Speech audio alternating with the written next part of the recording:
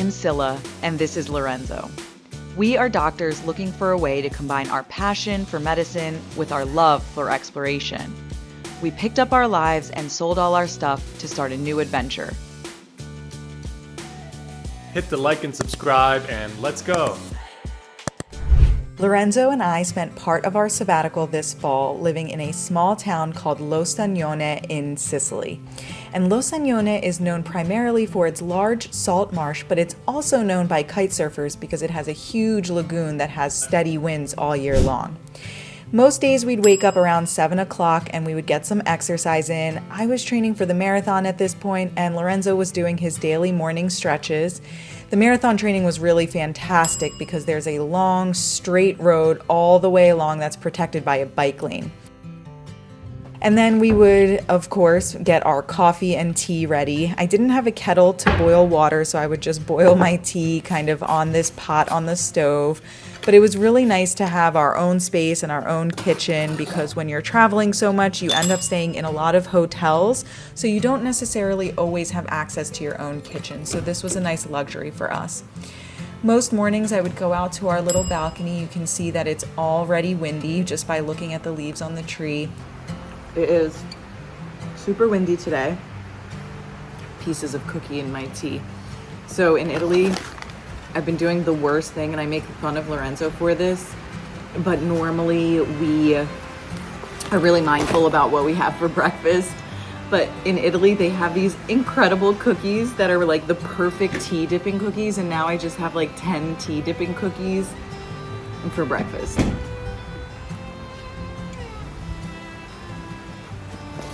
My Turkish ancestors are rolling in their grave. But your taste buds are rolling with joy.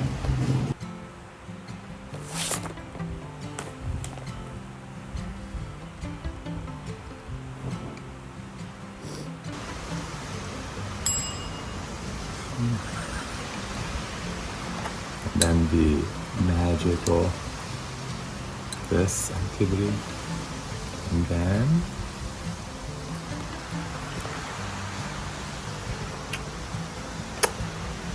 perfect. During breakfast, we kind of just hang out and chat about our day, bring up anything that we need to get done, and then I usually start working. I generally try to work for about 2 or 3 hours in the morning because I'm much more productive early in the morning than I am later in the day. So I'll sit down with this beautiful view and I'll work on different projects, whether that is research or articles I'm writing, or videos that I'm editing, whatever it is that I have for that day, I kind of work on that. And then after we're done work, we try to treat ourselves by heading over to the beach. We have a couple of options, but our favorite is this kite spot that is owned by Duotone, and they have their own restaurant as well. So we get to enjoy this beautiful scenery, watch all the kites, launch our kites, and also enjoy the delicious food. Here you can see Lorenzo, who is always diligent with his sun protection.